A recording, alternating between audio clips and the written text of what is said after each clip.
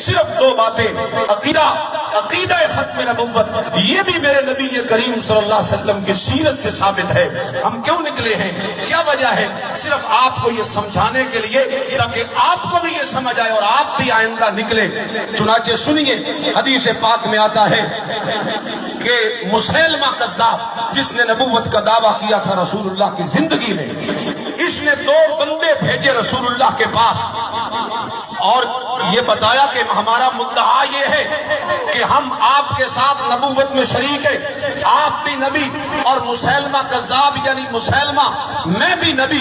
اس وقت جناب رسول اللہ صلی اللہ علیہ وسلم نے ان سے پوچھا، جو دو بندے آئے تھے، کہ تم مجھے رسول اللہ مانتے ہو؟ انہوں نے کہا ہاں مانتے ہیں۔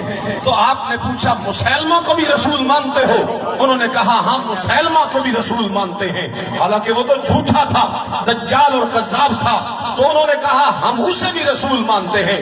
اور میرے نبی کریم صلی اللہ علیہ وسلم نے اس موقع پہ فرمایا تھا، آج بھی حدیثوں کی کتابوں میں ابو داؤد میں موجود ہے حدیث کہ جناب رسول اللہ صلی اللہ علیہ وسلم نے فرمایا، اگر دنیا میں یہ دستور نہ ہوتا کہ سفیروں کو قتل نہیں کرنا، سفیروں کو قتل نہیں کرنا، اگر یہ دستور نہ ہوتا تو میں آج تم دونوں کی گردن اڑا دیتا۔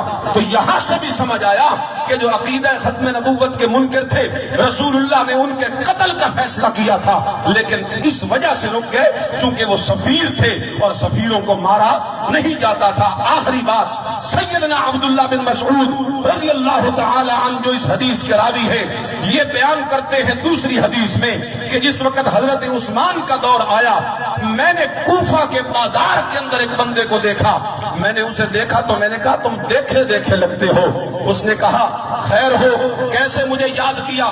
تو کہا کہیں تو وہی دو بندوں میں سے ایک تو نہیں جو نبی پاک کی محفل میں آئے تھے اور دربار میں آئے تھے مسیلمہ کا پیغام لے کر کہ ہم بھی رسول ہیں، آپ کی رسالت میں شریک ہیں، کہیں تو وہی تو نہیں؟ اس نے کہا آپ نے ٹھیک پہچانا، میں انہی دو میں سے ایک ہوں، ہم مسیلمہ کی طرف سے آئے تھے ختم نبوت کے اس اقرار کے لیے، نہ اس انکار کے لیے۔ اس موقع پہ حضرت عبداللہ بن مسعود رضی اللہ تعالی عنہ نے حضرت عثمان غنی کو خط لکھا کہ آپ کے خلافت کے زمانے میں ابھی بھی ایسا بندہ ایک چھپا ہوا میں نے ڈھونڈ لیا ہے جو ختم نبوت کا منکر ہے، بتلائیے اس کا کیا کرنا ہے۔ سیدنا عثمان غنی رضی اللہ تعالی عنہ نے فرمایا تھا کہ اسے گرفتار کر لو، گرفتار کرنے کے بعد مہلت دو 3 دن کہ تم اپنے عقیدہ سے پھرتے ہو یا نہیں پھرتے ہو، توبہ کرتے ہو یا نہیں کرتے ہو۔ جب گرفتار کرنے کے بعد مہلت دی گئی، اس نے توبہ کرنے سے انکار کر دیا تو سیدنا عثمان غنی نے اس کے قتل کا فتویٰ دے دیا، اور عبداللہ بن مسعود جو والی کوفہ تھے انہوں نے اس کو قتل کر دیا۔ یہاں سے سمجھ آتا ہے کہ ختم نبوت کا عقیدہ اور عقیدے کا دفاع اتنا ضروری ہے کہ وطن کے لیے بھی میرا نبی باہر نکلتا ہے اور عقیدے کے دفاع کے لیے بھی میرا نبی باہر نکلتا ہے۔ یہی دو وجوہات ہم بھی لے کے نکلے ہیں، عقیدے کا دفاع اور وطن کا دفاع۔ آپ کو بھی یہ سمجھا رہے ہیں جہاں جب آواز جا رہی ہے کہ آپ بھی یہ ذہن میں رکھیں کہ وطن کے دفاع کے لیے ہم نے نکلنا ہے اور عقیدے کے دفاع کے لیے بھی نکلنا ہے۔ اور آخر میں خراج عقیدت پیش کرتا ہوں اپنے نوجوانوں کو جنہوں نے ہم سب کو اکٹھا کیا اور اتنی بڑی تعداد میں جمع ہو کر بازار کے چوک میں دور دور تک آواز جا رہی ہے، اور یہ باتیں جو پہلے لوگوں کو معلوم نہیں تھی اس ریلی کی وجہ سے آج لوگوں تک پہنچ گئی ہیں اور ایک بڑا دین کا کام ہوا۔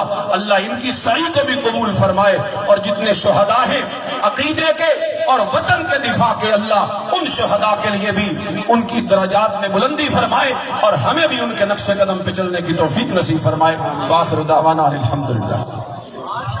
جی ہاں، یہاں ایک دو نعرے لگا دیں، پاک فوج زندہ باد، پاکستان زندہ باد، پاکستان زندہ باد، پاک فوج زندہ باد، ختم تاجدار ختم نبوت زندہ باد، زندہ باد، تاجدار ختم نبوت زندہ باد۔ جو مولانا بات کی ہم وطن اور عزت رسول نموسے کے لیے سب ایک ہیں، ایک ہیں۔